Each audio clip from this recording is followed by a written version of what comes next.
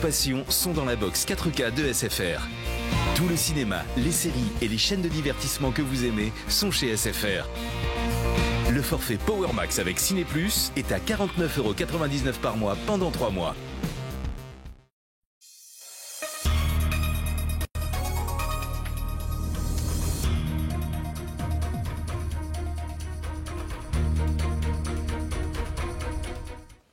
À la une de l'actualité de ce vendredi, le dispositif Alerte Commerçant, 2 sollicitations depuis sa mise en service fin novembre 2017. Les marchands de Fort-de-France se sentent-ils en sécurité? Vous les entendrez dans un instant. Rapprocher le monde économique du monde politique, objectif d'une rencontre entre Yann Monplaisir et les représentants des chefs d'entreprise martiniquais, ce matin en présence du Premier ministre de Sainte-Lucie. Vous l'entendrez dans ce journal. Nous irons à Sainte-Marie, élue ville fleurie de Martinique, prix décerné par le parc naturel. Vous entendrez les réactions des habitants et la satisfaction du maire. Et puis nous ferons un point sur les différents rendez-vous sportifs du week-end. Il sera notamment question de la mythique. Le raid partira du Prêcheur samedi. On reviendra notamment sur l'élection du nouveau meilleur sportif martiniquais de l'année. Et puis vous le voyez, notre invité ce soir est Antoine Denara, directeur de Pôle emploi Martinique. Avec lui, nous reviendrons sur le dispositif Parcours Emploi Consolidé qui remplace les contrats aidés. Voilà pour les titres. Bonsoir à tous. Un agent de sécurité agressé à l'arme blanche cet après-midi à l'entrée d'un commerce de Sainte-Marie. Ses jours ne seraient pas en danger. Justement, dans ce journal, faisons le point sur le dispositif Alerte Commerçant, un système de prévention basé sur des SMS lancés à chaque suspicion ou agression. 60 jours après son lancement, quel est son bilan à Fort-de-France? Élément de réponse avec Yoann Poulard. Voici une des brigades en charge de la sécurité au cœur de la capitale, la BSP.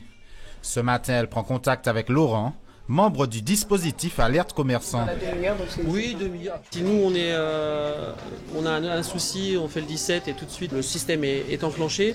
C'est en plus un système qui effectivement permet plus un signalement des individus et de déterminer justement ou de voir effectivement un agresseur avant que les choses arrivent. Un outil vu d'un bon œil par la plupart des commerçants foyalais. 30 minutes environ entre l'appel de détresse et la diffusion du SMS relatif à la menace. La personne en question peut passer près de nous, on pourrait à la limite, je ne sais pas dans l'intercepter, mais on pourrait au moins signaler que sa présence dans les environs, quoi. Sur Fort-de-France, tout le monde connaît un petit peu la sécurité qui règne, voilà. Et compte tenu de ce que nous faisons, nous pensons que ça peut nous aider, notamment les commerçants avoisinants, de pouvoir réagir au plus vite. Prévenir, lutter contre l'insécurité et pourquoi pas redonner le sourire au porte-monnaie selon Ali. Les gens, quand ils sont assurés, ils descendront à Fort-de-France, donc ils pourront dépenser plus tranquillement. Et donc pour nous, on pourra mieux travailler, donc justement gagner plus de sous. Ah, là ça sonne.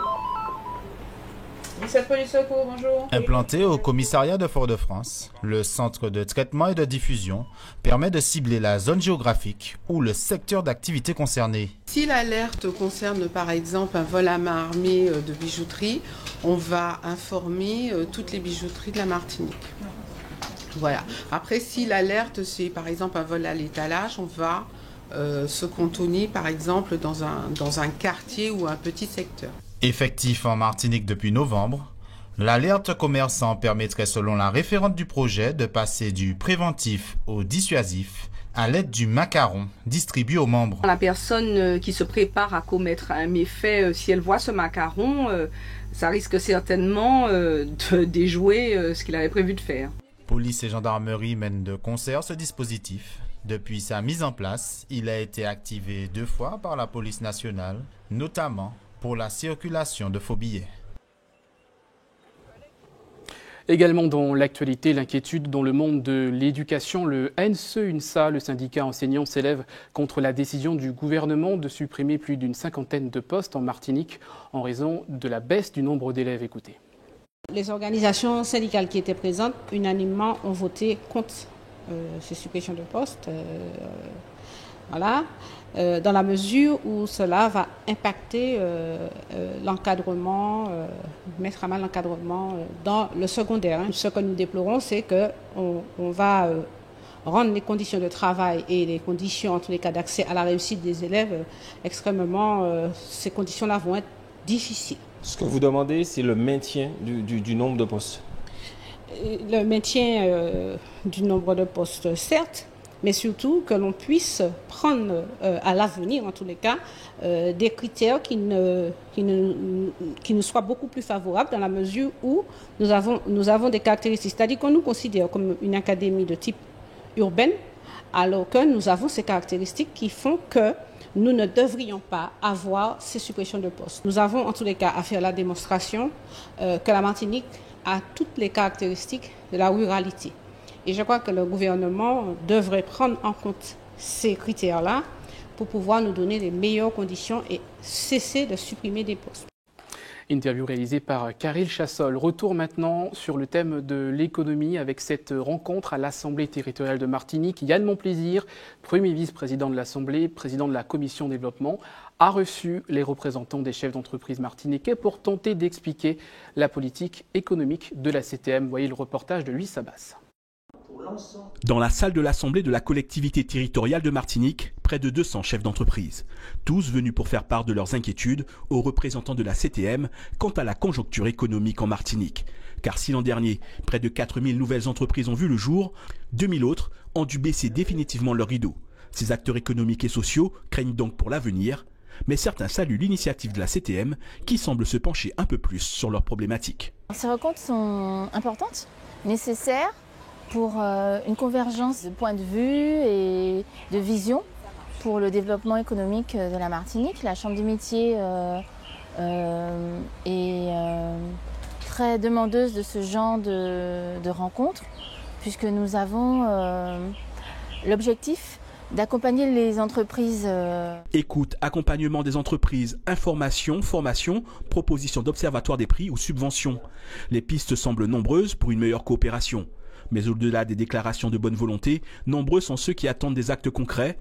Un secteur semble particulièrement inquiet, celui du BTP, car tout ne va pas dans le bâtiment martiniquais.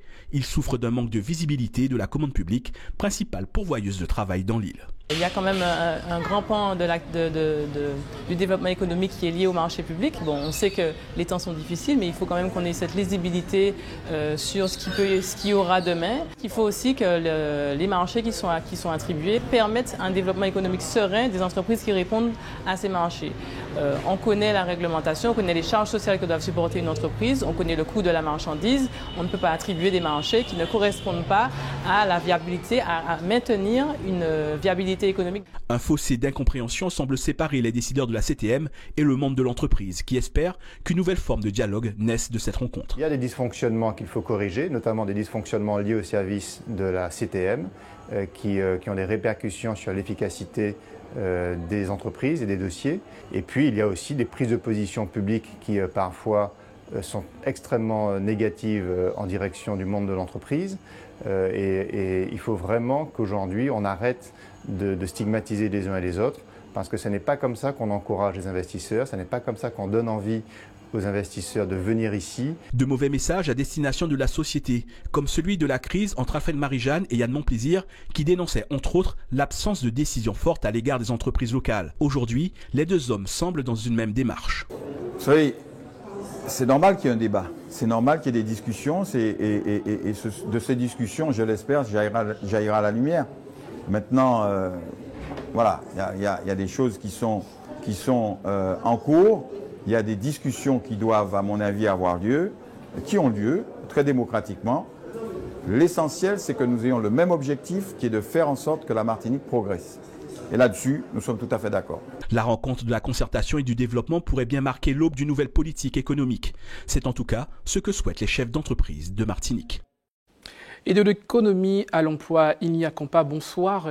Antoine Denara. Bonsoir. Merci d'avoir accepté notre invitation. Vous êtes le directeur de Pôle emploi Martinique. Avec vous, on va d'abord parler du dispositif Parcours Emploi Consolidé. Il remplace les contrats aidés. Est-il rentré en service ? Alors, il est entré en service depuis le début de l'année. Donc, officiellement, nous allons procéder dès la semaine prochaine nous allons signer les premiers contrats, en sachant que c'est un contrat qui est basé sur un triptyque emploi, accompagnement, formation. C'est d'abord un contrat au bénéfice des personnes et seuls les employeurs qui prennent l'engagement d'un parcours de formation pourront bénéficier de ce type de contrat. Est-ce là la première différence avec le contrat aidé ? En tout cas, même si dans le cadre du contrat d'accès à l'emploi, c'était déjà une réalité, mais aujourd'hui, il n'y aura pas de signature s'il n'y a pas un engagement ferme, un parcours d'accompagnement formalisé pour ces personnes. Alors, est-ce que le nombre de ces contrats sera identique à celui du nombre de contrats aidés qui étaient disponibles en Martinique? Alors, il faut raisonner en termes de parcours pour les personnes. Il faut savoir que pour 2018, on a une autorisation d'engagement de près de 22 millions. On va retrouver environ 3000 contrats. C'est un curseur puisque ce sera un dispositif, ce sera un budget fongible. On va retrouver aussi bien un parcours d'accompagnement, un parcours emploi-compétences, mais aussi des contrats dans le cadre de l'insertion par l'activité économique, puisque c'est aussi un secteur qui sera primé dans le cadre des nouveaux parcours. Il n'y a pas de plafond, le nombre de personnes qui vont être concernées par ces contrats? En moyenne, on va dire 3000 personnes, mais on ne va pas raisonner en termes de dispositifs. On va d'abord partir des besoins des personnes et aussi on va orienter en fonction des secteurs d'activité. Alors, quelles sont les personnes qui seront concernées? Ce seront les mêmes profils que les contrats aidés? Alors, comme je le disais, on sort d'un statut juridique. On va d'abord poser un diagnostic. On va d'abord acter la réalité de la personne, le besoin d'accompagnement. Et à partir de ce diagnostic, on va, avec les employeurs, définir le parcours d'accompagnement. Il paraît important de dire qu'on sort d'un statut juridique pour prioriser, pour recentrer sur la personne. Alors les personnes concernées, ce sont surtout les demandeurs d'emploi. On ne pourra pas en bénéficier si on n'est pas inscrit à Pôle emploi. Ce sont principalement les demandeurs d'emploi, ceux qui sont à la recherche d'un emploi. Il y a aussi des jeunes qui seront orientés vers d'autres dispositifs qui existent, c'est-à-dire les contrats d'apprentissage, la garantie jeune, l'ensemble des contrats en alternance et aussi d'autres dispositifs tels que les emplois, les écoles de la deuxième chance et également le RSMA. Alors justement, le gouvernement Macron, du président Macron, a lancé un grand plan de formation d'environ 15 milliards d'euros en Martinique. Comment cela va se concrétiser ? Alors déjà, dès 2018, nous aurons environ 3000 actions de formation. On va dire que c'est le point de départ de ce plan d'investissement des compétences qui durera 4 ans, de 2018 à 2022. Mais dès 2018, on aura un parcours d'investissement des compétences principalement basé sur l'acquisition de compétences de base. Ce parcours va s'adresser d'abord aux demandeurs d'emploi sans diplôme, c'est-à-dire non titulaires du CAP. Il faut savoir que 60% des demandeurs d'emploi de Martinique ont un niveau inférieur au bac et souvent sans qualification. Alors justement, les derniers chiffres de l'INSEE parlent de 17,6% de chômage en Martinique, à peu près 53 000 chômeurs inscrits à Pôle emploi donc pour les derniers chiffres. Il y a la formation, mais il y a d'abord aussi la création d'emplois. On a vu en France qu'il y a une croissance économique qui revient. Est-ce que cela va pouvoir profiter à la Martinique? Alors, ce que nous savons, c'est qu'effectivement, depuis un an, on observe une recrudescence du nombre de demandeurs d'emploi, mais on assiste aussi à ce qu'on appelle des secteurs qui recommencent à recruter, c'est-à-dire principalement les secteurs de la grande distribution, du commerce, de la vente, le secteur de la banque. Donc, on a des secteurs qui recommencent à recruter, également les supports à l'entreprise, c'est-à-dire des entreprises qui recherchent des gestionnaires, qui recherchent des comptables, qui recherchent des secrétaires. Ça veut dire des entreprises qui se structurent. Et en général, une entreprise qui se structure, ça augure de bons lendemains pour l'emploi. C'est-à-dire qu'il y a encore en Martinique des entreprises qui cherchent à recruter. Qui cherchent à recruter. Et effectivement, le plan d'investissement des compétences permet de préparer les demandeurs d'emploi non qualifiés à la qualification, aux besoins de développement des entreprises. Merci beaucoup Antoine Dénérat. Je rappelle que vous êtes le directeur de Pôle emploi Martinique. Et on revient à cette rencontre ce matin entre Yann Pomplizier et les chefs d'entreprise et la présence, je vous le disais dans les titres, du Premier ministre de Sainte-Lucie. Il est intervenu sur les questions de coopération entre les îles de la Caraïbe. Il est également revenu sur les défis liés au changement climatique. On l'écoute, il s'exprime au micro de Louis Sabas. C'est extrêmement important puisque le système basé sur le développement durable est en train de se construire. Et nous nous rendons compte de l'importance de préserver l'environnement, notamment à cause du réchauffement climatique. Si nous ne faisons pas en sorte de nous protéger, nous allons à terme ne plus être en mesure de mener nos activités économiques. Et si les tempêtes continuent d'augmenter, les primes d'assurance le feront aussi. Nous ne serons plus en mesure de les payer. Il faut donc nous préoccuper de ces sujets et des dispositions à prendre pour nous protéger contre ces cataclysmes, notamment contre les cyclones. Il faut que tout ce qui est construit tienne compte des conditions climatiques, sans quoi on ne pourra pas dégager les revenus nécessaires du tourisme et ainsi continuer de générer des revenus dans le travail pour tout le monde. You will not have something that's going to continue to generate revenues and jobs for everybody. Sainte-Marie rime désormais avec Villefleurie. Un prix a été décerné à la commune, le fruit du travail du personnel municipal chargé de l'embellissement des espaces verts. 13 communes de Martinique étaient en compétition et les habitants, vous allez le voir, ne sont pas peu fiers. Le reportage de Loïc Régis. Sainte-Marie, seule commune de Martinique à posséder 3 étoiles, conserve son titre de ville la plus fleurie de l'île. Des plantes, des couleurs et des aménagements paysagers un peu partout.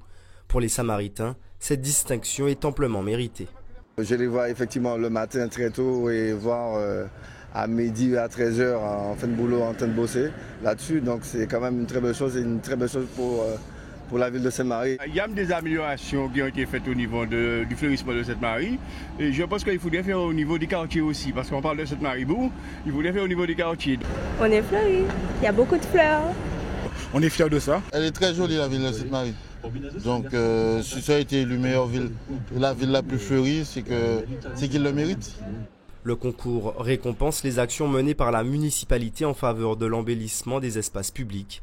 Lauréate l'an passé, la commune conserve sa couronne, un moyen de valoriser le travail des petites mains, mais pas question pour autant de se reposer sur ses lauriers. Les quartiers s'embellissent de plus en plus, que les sous-quartiers également rayonnent de mieux en mieux, et que nous nous attaquons pleinement à tout ce qui est détritus, que nous essayons d'éradiquer tout ce qui est VHU sur la ville de Sainte-Marie, que les dépôts sauvages, essayent de disparaître sur la ville de Sainte-Marie. Donc tout cela, au-delà même des fleurissements qui sont mis en place, tout cela participe à l'embellissement de la ville. Ce concours a un impact positif. S'il permet un enjolivement des territoires en compétition, il fait également d'eux des terres d'accueil. Quand les communes sont plus belles et plus propres, elles deviennent plus attractives sur le plan touristique. Et en termes de qualité de vie également, il est important que nous ayons des villes et des villages qui soient fleuris.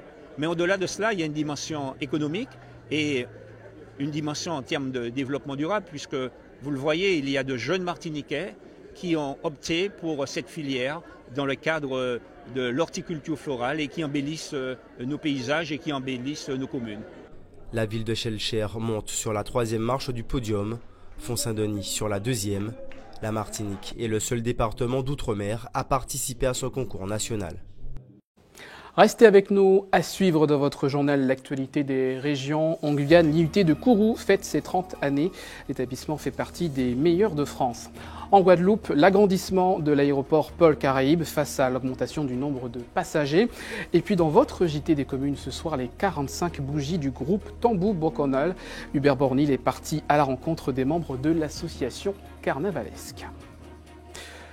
Un établissement reconnu pour la qualité de ses formations. 30 ans après sa naissance, l'IUT de Kourou en Guyane reçoit toujours 540 élèves venus de toute la France. Pour eux, c'est souvent un départ pour de longues études d'ingénieur. Le reportage de Gaël Ouassim. 30 ans, ça se fête. L'IUT de Kourou organisait sa journée porte ouverte, l'objectif étant de valoriser les formations dispensées au sein de cet établissement auprès des lycéens de l'ensemble du département. Enzo et Marvin, 2 étudiants de l'IUT, nous livrent leurs sentiments sur cette journée. Mon rôle aujourd'hui à l'IUT, comme je l'ai dit juste avant, je suis en licence, donc c'est une licence en alternance. C'est-à-dire l'alternance, c'est 1 mois en entreprise, 1 mois à l'IUT. Donc là, c'est mon mois à l'IUT, c'est pour ça que je participe à la JPO pour présenter l'IUT aux lycéens. Après le bac, je ne savais pas trop quoi faire, donc si j'ai un message à faire passer pour les lycéens, c'est de ne pas s'inquiéter. Moi, j'ai choisi le DUT réseau et télécommunications et j'en suis aujourd'hui très content. En entreprise, je mets en pratique ce que j'ai appris à l'IUT et moi, ça me va très bien. Je pense que oui, c'est important parce que ça nous permet de montrer qu'on peut faire ici une formation de qualité. En fait, le choix était compliqué parce que la métropole, c'est toujours le premier choix, mais ensuite, s'éloigner comme ça, c'est pas forcément évident. Alors on peut s'éloigner de Cayenne, là d'où je viens, et rester en Guyane et rester près de la famille. Donc l'IUT de Kourou, c'était vraiment pour ça. Accueillant principalement des terminales S et STI de l'ensemble de la Guyane, ils seront pas moins de 600 visiteurs à venir sur le campus Bois-Chaudard. Oui, je trouve ça important parce que ça permet de visiter un emplacement universitaire, voir un peu comment ça se passe, les études après le lycée. Parce que c'est vrai qu'à Saint-Laurent, on n'a pas d'IUT, donc je trouve ça intéressant en fait de voir un peu d'autres possibilités d'études supérieures. Moi, franchement, j'hésite encore. Du coup, j'explore avec les différents stands qu'il y a ici, mais j'ai pas encore d'idées et d'avis sur ce que je veux faire pour l'instant. La journée porte ouverte de l'IUT de Kourou reste l'un des points essentiels qui tranchent sur la décision d'intégrer ou pas l'IUT.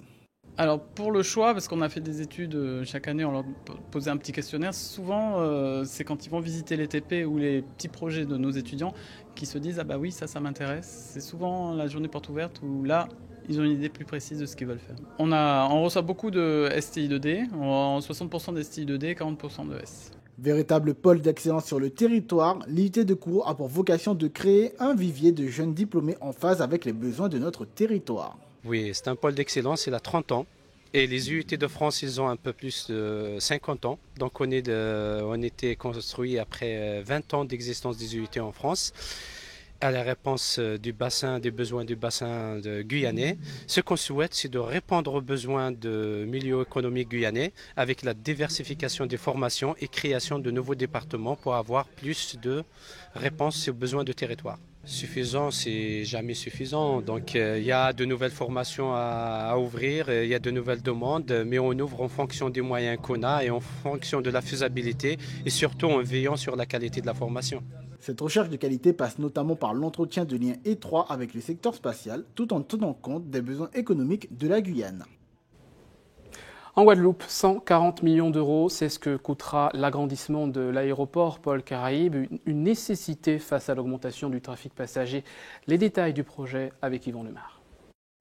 L'aéroport Paul Caraïbes, 10e aéroport de France, a entamé un programme d'investissement 2017-2022 de 141 millions d'euros.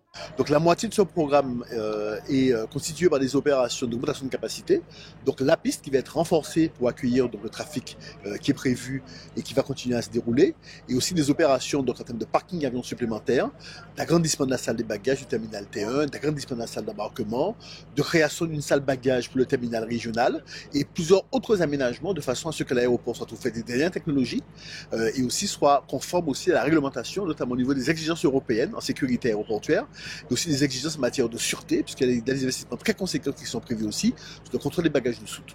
Donc voici la consistance de ce programme, donc qui est important, qui est nécessaire et qui va faire que Paul Caraïbes sera parfaitement en phase avec l'objectif de la région d'accueillir 1 million de touristes d'ici 2020. Dans le financement de ce programme, la région va engager 20 millions d'euros. Et ce que je tiens à dire, c'est que l'accompagnement de la région a été déterminant sur ce programme, parce qu'effectivement, cet accompagnement sur la piste et sur les autres investissements va nous permettre justement de respecter nos ratios financiers et de pouvoir mobiliser le volume d'emprunts qui nous reste pour pouvoir finaliser donc le financement de ce programme très conséquent.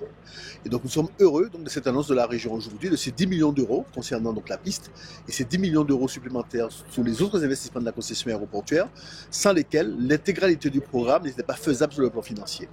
Nous avons aussi profité de l'ingénierie des équipes de la région pour finaliser le montage financier de l'opération, puisqu'aujourd'hui, donc en concertation avec la région, nous allons nous engager aussi dans le plan Juncker et voir les possibilités aussi que peut offrir ces dispositions pour pouvoir rendre plus facile la réalisation de ces opérations. Au-delà du financement, d'autres actions sont prévues par la région pour dynamiser le tourisme. La région prendra aussi une boutique au niveau de l'aéroport de manière à promouvoir un peu nos produits du terroir, accueillir convenablement les touristes et nous allons accompagner sérieusement l'aéroport là-dessus. C'est en fin d'année, nous aurons une journée ou une semaine sur le patrimoine sportif. Nous allons faire venir tous les grands sportifs, ceux qui ont gagné, ceux qui ont été champions du monde, ceux qui ont porté le couleur de la France. Donc tout cela, ce sera une manière pour nous de faire venir encore plus de touristes ici. Pourquoi pas faire un film pour pouvoir par la suite promotionner la Guadeloupe. L'essentiel des travaux sera terminé dans 2 ans, l'objectif étant d'accueillir 2,5 millions de passagers d'ici 2020. Retour en Martinique, la Chandeleur, c'était ce vendredi la fête des crêpes, un jour que les plus gourmands ont pu apprécier ce matin, notamment dans ce supermarché où la crêpe était gratuite, une crêpe locale confectionnée à base de farine de banane. Écoutez ces réactions recueillies par Louise Sabas. Dans cette Chandeleur, nous, on n'a rien mis en place de particulier. On vend des crêpes tous les jours à partir dès l'ouverture du magasin. L'activité est plutôt calme en ce moment. On a une petite progression aujourd'hui, mais rien de bien méchant. On est venu manger des crêpes avec maman. Voilà. Et elles sont excellentes.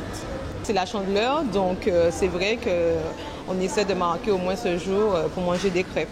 Lardons, œufs, crème fraîche, fromage et champignons. Ça fait beaucoup d'ingrédients.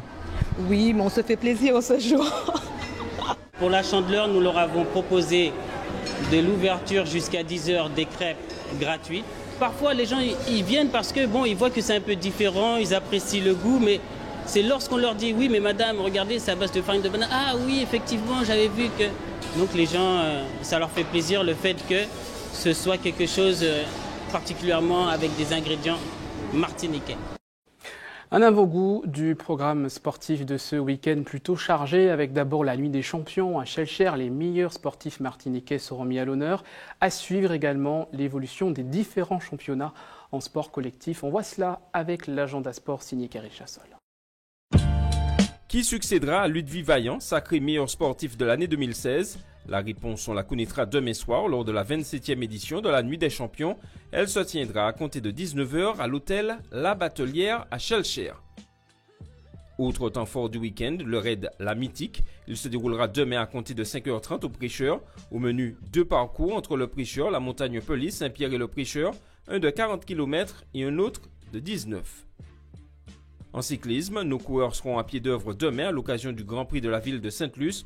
Au programme, 110 km autour de Sainte-Luce. Le départ est prévu à 14h.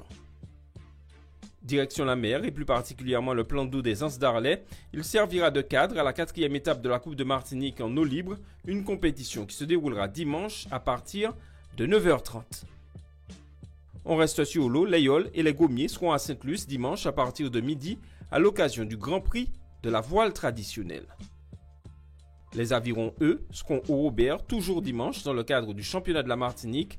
Première course à partir de 9h.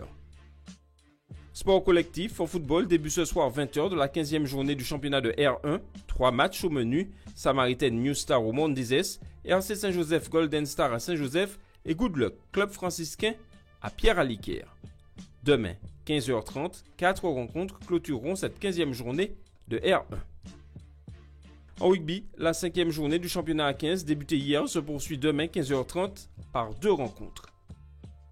En basket féminin, une seule rencontre de la 13e journée du championnat de N3 se déroulera ce week-end et plus précisément demain 19h. Un autre match aura lieu mercredi prochain.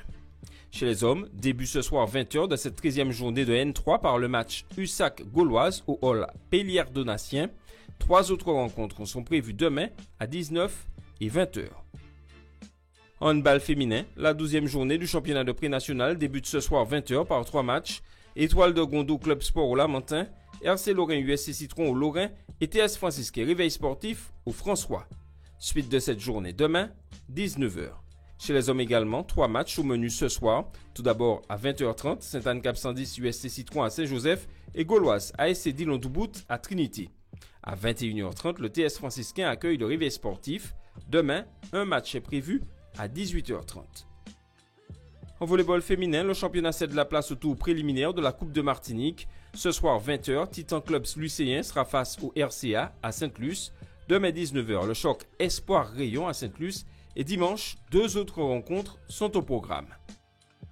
Sport en bref, pour conclure, il y aura de l'athlé avec le 2e tour qualificatif des Carifta Games, du tir et le défi des écoles de tir, ainsi que de la gymnastique avec le championnat départemental au féminin. Voilà pour le menu, toute l'actualité sportive de ce week-end à retrouver dans vos journaux de samedi et dimanche. Pour l'heure, on retrouve votre JT des communes.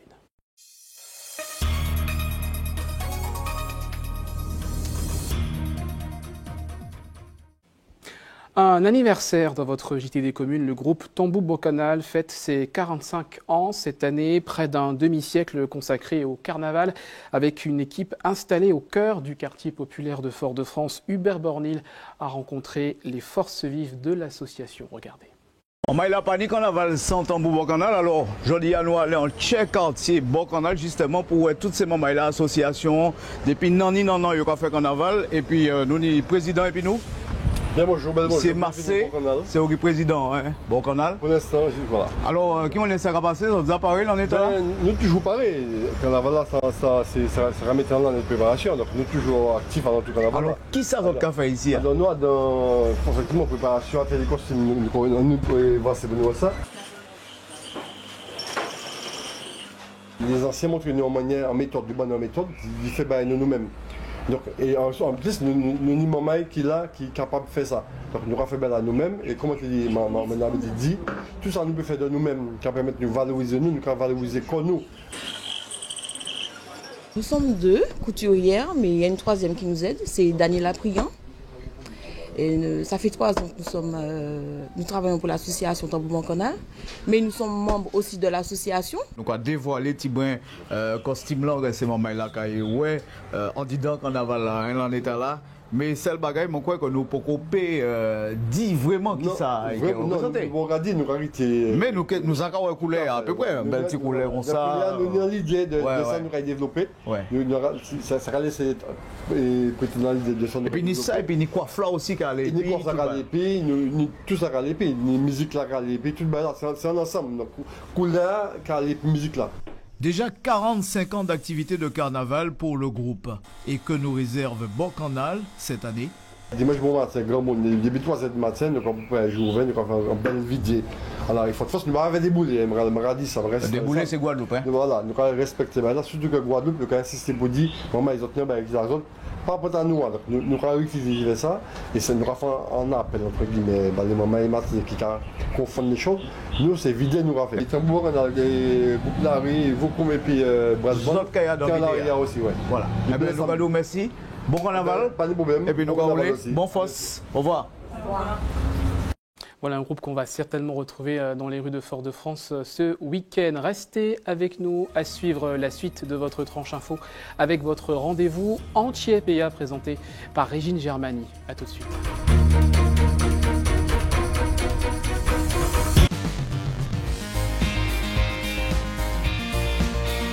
Toutes vos passions sont dans la box 4K de SFR. Tout le cinéma, les séries et les chaînes de divertissement que vous aimez sont chez SFR. Le forfait Power Max avec Ciné Plus est à 49,99 € par mois pendant 3 mois.